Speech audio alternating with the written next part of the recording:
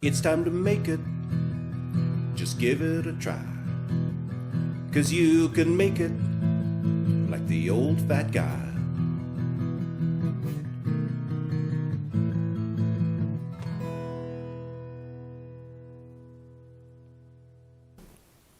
Thanks for tuning in to today's show of You Can Make It. I'm David Farrell. I'm going to make something I think you're really going to enjoy today because most people love bacon and I'm going to make bacon. I'm going to be making Canadian bacon. Canadian bacon is what the Americans call it. Us here in Canada call it back bacon. I don't know why. You decide what you want to call it. I'm fine with either. Now to make back bacon or Canadian bacon, you need a piece of pork loin. And I have a piece of pork loin here, and you can get very lean ones or you can get fattier ones. You can trim it up as you like. Now I like a bit of fat in mine, so I actually got a piece called a sirloin, which has a little bit more fat on it, because I like some fat in my bacon when it cooks up. You can buy a really lean loin if you like, with just this part, and that would have you much less fat and maybe would be a bit healthier. It'll also have quite a thick fat cap up on here, and you can either trim it or leave some on as you like. That's totally up to you. So you can also make bacon out of pork shoulder, which is called buckboard bacon, or belly or side bacon, which is what you buy in the store in the strips. Today, back bacon. So we'll just set the meat aside and we're going to make up a curing mix. And what a curing mix is a mixture of three things. It's brown sugar for sweetness, kosher salt to help draw the liquid out of the bacon, which gives us good consistency, and something called pink salt #1 or Prague powder #1 or Instacure #1. It's got a whole bunch of brand names. But the important thing to know is that it has to have 92.75% salt and 6.25% sodium nitrite. It must have that ratio or you can't use it in this recipe. I bought mine online, but you can find it at butcher supply stores or sausage supply stores. It is needed to make bacon. That's what gives it the pink color. The other reason you need it is because you're going to be smoking your bacon at low temperatures for a long period of time.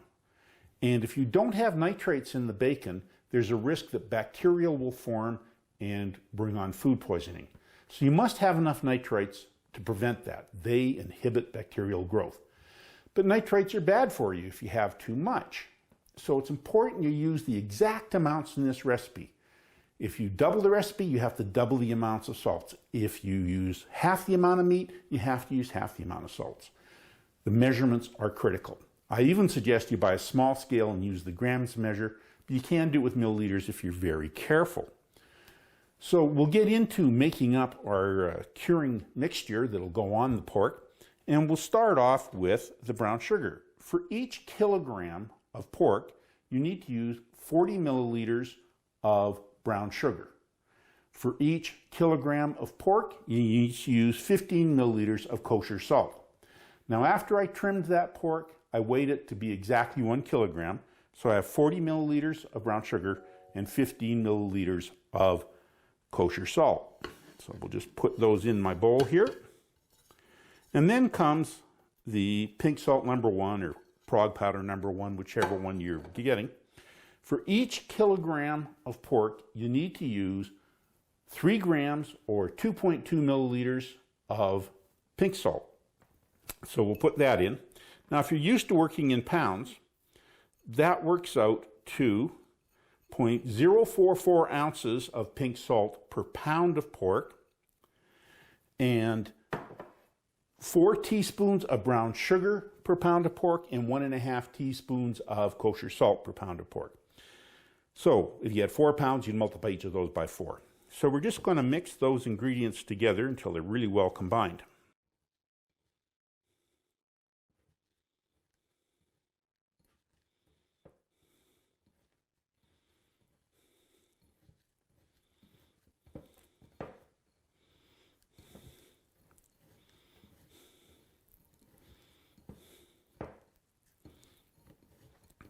There we go. So now that they're well combined, I'm going to bring my piece of pork over, and you'll notice I've got it on a plate. The reason I have it on a plate is I'm going to rub that curing mixture onto the pork, and some of it's going to fall off. I want to catch any that falls off because it's important that it all goes on the pork later. So we'll just sprinkle some of the curing mixture over the top and rub it in. Get it on all the surfaces. There we go. Just flip it over, and we'll put the last of it on the other side and rub it in.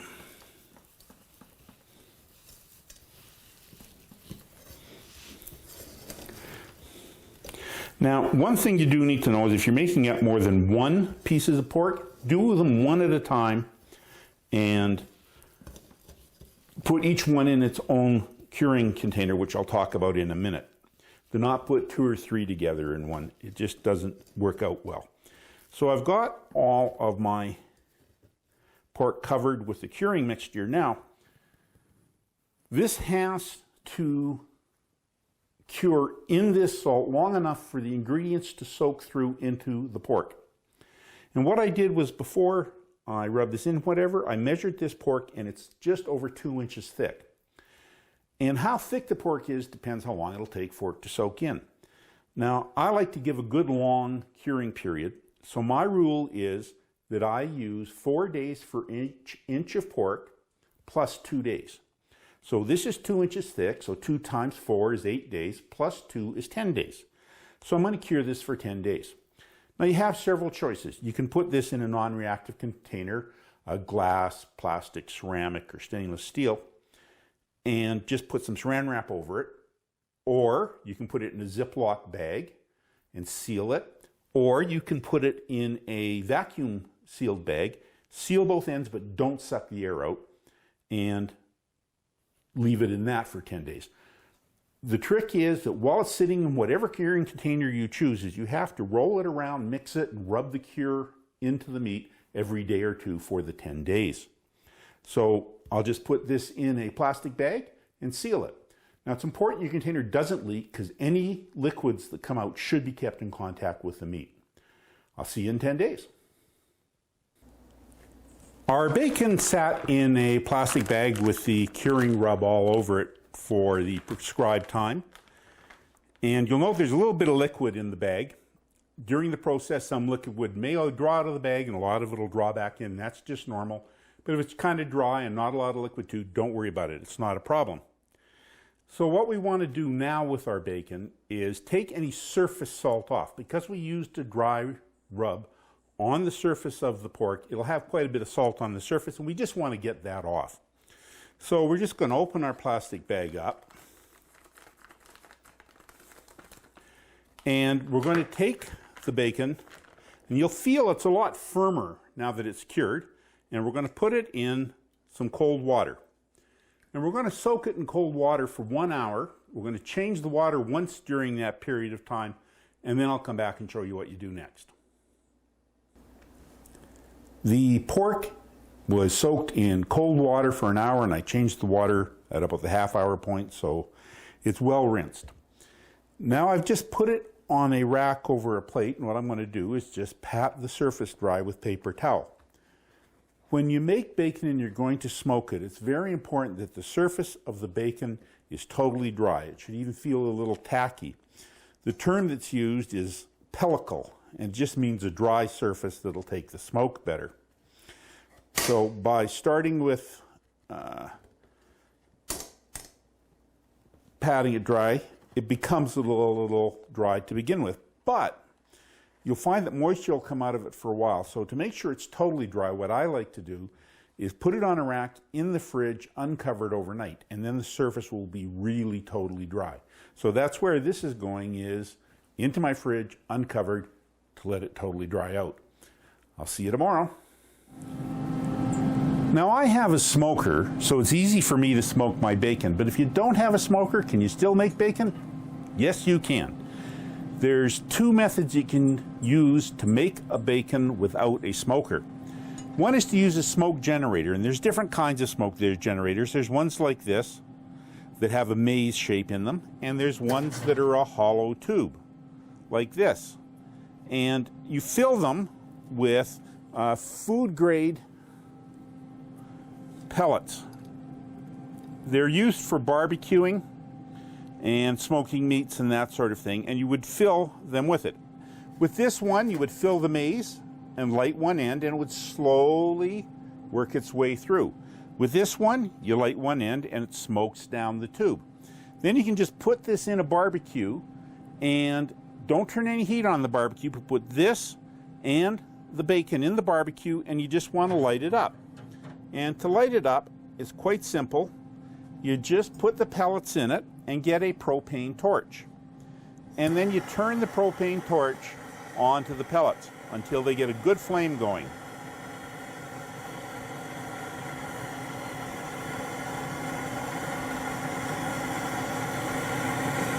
Now that I've got a good flame going, I'm going to let it just have the flame burn down and then hit it again.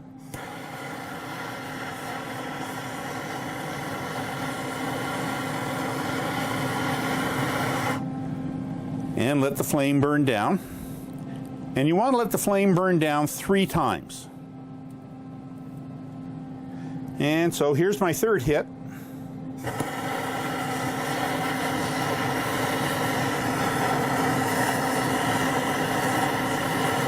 There we go. And we'll let that flame burn down, and then we're going to blow on the coals to make sure they're glowing really bright red, and then this will produce a nice amount of smoke for 3 to 4 hours. And you just put that in the barbecue, no heat on in the barbecue, with the bacon until such time as it goes out. Then what you do is you take that bacon and you put it in your oven and cook it between 180 and 200 degrees Fahrenheit until the internal temperature of the bacon is 130 to 140 degrees Fahrenheit. Now, what if you don't want to buy a smoke generator? You can still make bacon without smoking it. Many European countries make a cured bacon without smoking it. Just take the bacon and put it in your oven at between 180 and 200 degrees Fahrenheit and heat it until the internal temperature of the bacon is 130 to 140 degrees Fahrenheit. It will make a delicious bacon, a little more hammy than a smoked bacon, but very tasty. So my flame's just about burned down, and now I'm going to give it a blow.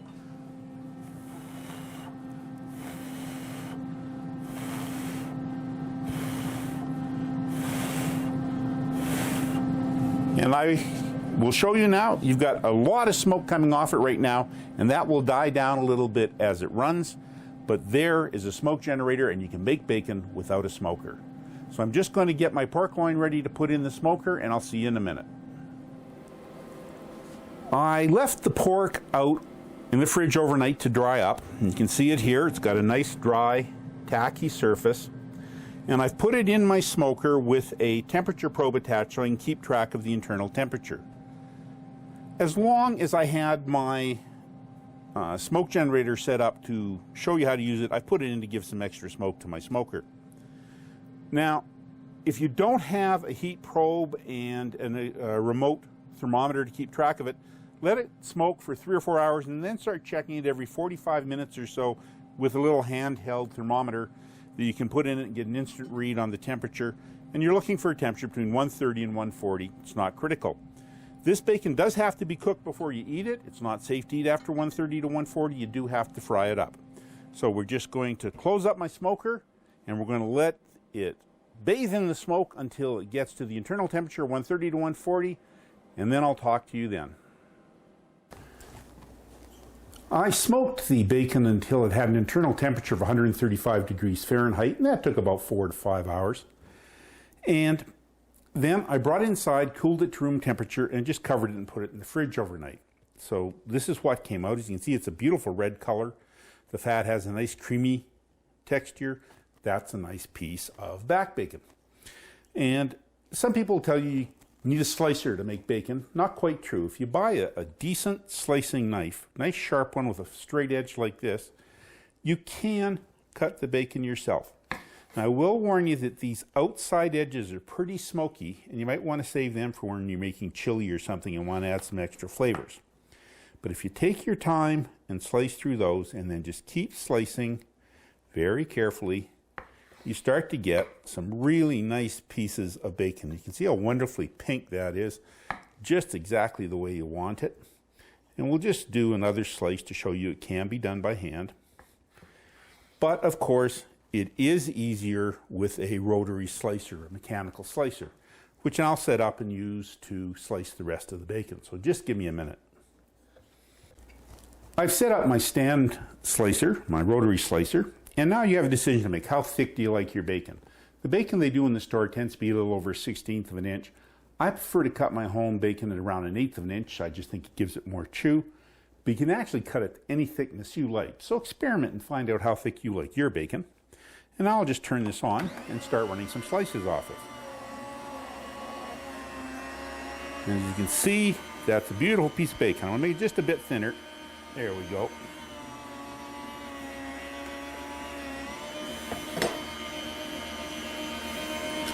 And just keep running. And see nice, beautiful slices of bacon. Now, I find that if you flip the bacon every 3 or 4 slices, you get evener slices. Just something I've learned with experience.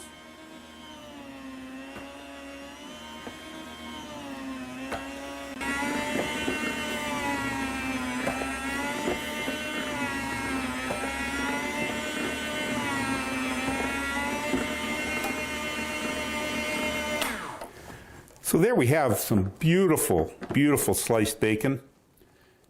And as pretty as it looks, you can't just look at bacon to know how good it is. You've got to cook some. So give me a moment and we're going to fry some up. I have my frying pan preheated.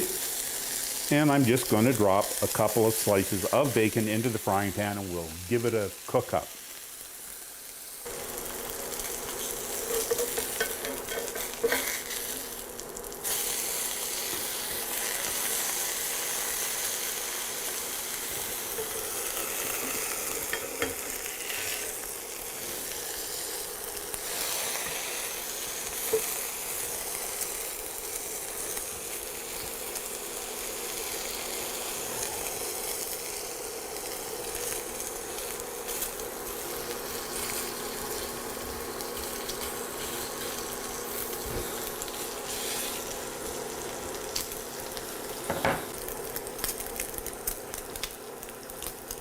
Our bacon's almost cooked, and you'll notice when you cook homemade bacon, not as much liquid comes out of it.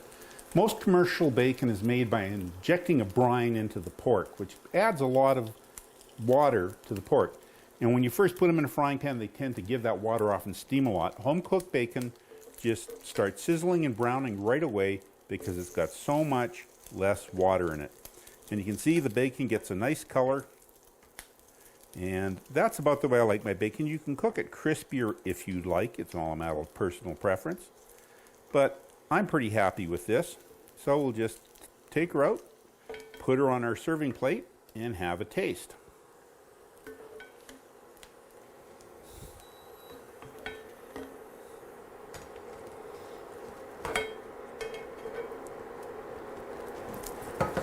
There we go. So, let's try our bacon. Take a piece here.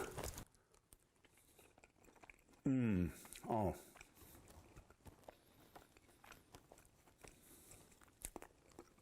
That is so much better than anything you'll buy in a store. It still has the salty taste of bacon, but it's a little less salt than you get in the commercial bacon. It has a wonderful sweetness from the brown sugar. It has a really good, nice, deep smokiness that just goes through the pork. This is an absolutely delicious bacon. And of course, the best thing is, you can make it. In this episode, David made back Canadian bacon. The ingredients used were 1 kilogram of pork loin roast, 3 grams or 2 milliliters of Prague powder number 1, 40 milliliters of brown sugar, and 15 milliliters of kosher salt. For the complete recipe, visit David's blog at oldfatguy.ca. And remember, as David would say, you can make it.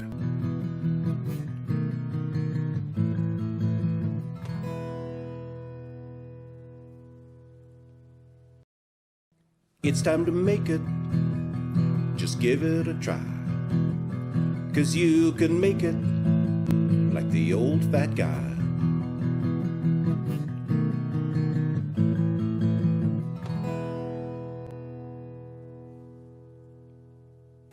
Welcome to this show of You Can Make It. I'm David Farrell, the old fat guy. I'm going to make something absolutely delicious today, which is rib tips. If you've ever had Chinese barbecue pork, you'll love this appetizer. And it's easy to make and it's inexpensive because I make it out of rib tips, which are the cuttings from when you make St. Louis style ribs. You either cut them off of a full rack of ribs yourself, or sometimes when you buy your ribs in the store, there'll be a nice even rack on top, and below that will be a bunch of cartilage pieces. Use the cartilage pieces to make rib tips and cook the ribs. So all I've done is started by making a marinade, and I've put in this bowl 175 milliliters or 3/4 of a cup of soy sauce, 50 milliliters or 1/4 cup of hoisin sauce, 5 milliliters or 1 teaspoon of 5-spice, 8 milliliters of sriracha sauce, which is an oriental hot sauce. You can also use 3 milliliters or a half teaspoon of hot pepper sauce if you prefer, and 375 milliliters or 1.5 cups of brown sugar.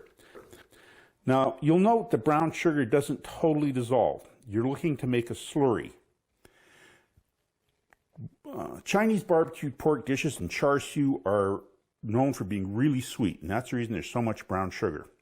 Now, another thing you could do is add about half a teaspoon to a teaspoon of red food coloring, because traditionally char siu comes out very red. I do that when I make char siu pork. I don't do it so much when I do rib tips because they're smaller pieces, but it's just a matter of personal choice. If you like your rib tips bright red, put in the food coloring. And now that I've put the ingredients for the marinade together, I just have to put my rib tips in. And what we want to do is take the chunks of the pork cuttings and cut them into 1 to 1.5 inch squares. They will shrink up a little bit on cooking. And just put those into the marinade. So I've got all the pork put into the marinade, and I'm just going to toss it around to get it nicely coated. And these will sit in the refrigerator covered overnight, and I'll turn them every hour or two just to make sure they get good coating on them, and tomorrow we'll start to cook them up. So I'll see you tomorrow. I preheated my smoker to 230 degrees Fahrenheit, and I took the rib tips and I put them on a plate after I took them out of the marinade, just so some of the marinade can drain off them. Also, I've saved the marinade because we're going to use it later, so don't throw that out. Now let's just put the rib tips in the smoker.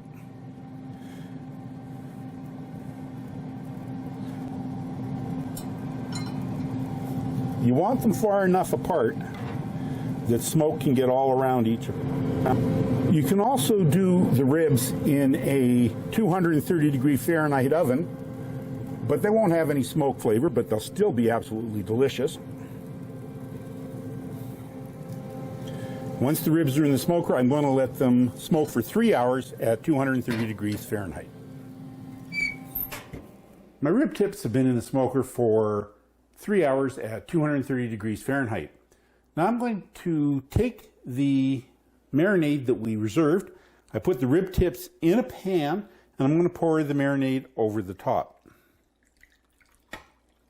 Now, normally you wouldn't reuse a marinade because the pork would have contaminated it, but this is going to be cooking for several hours, so it will be fine because it'll cook out.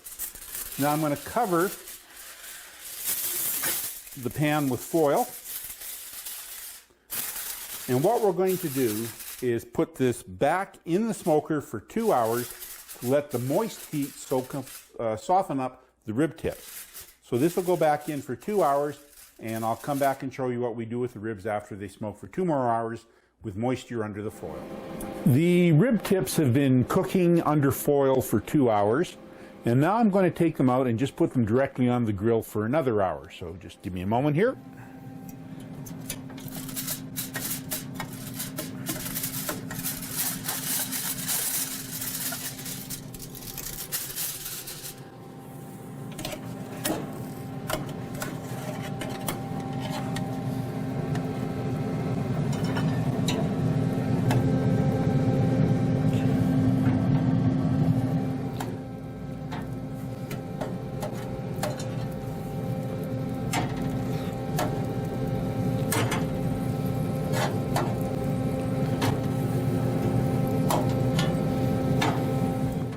So I put the rib tips out of the liquid under the foil and back on the grill for a little less than an hour. I actually did about 40 minutes. You got to look at them. When they're good and dark, it's fine.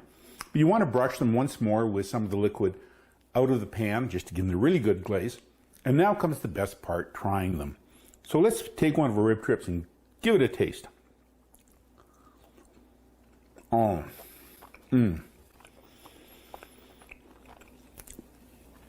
The meat is so tender, but with the delicious crust.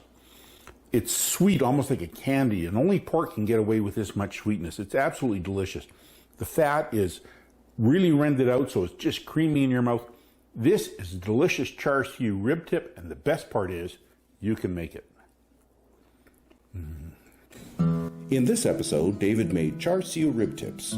Use 1 to 2 kilograms of spare rib trimmings, 175 milliliters of soy sauce, 50 milliliters of hoisin, 5 milliliters of 5-spice, 8 milliliters of sriracha, and 375 milliliters of brown sugar. For the complete recipe, visit David's blog at oldfatguy.ca. And remember, you can make it.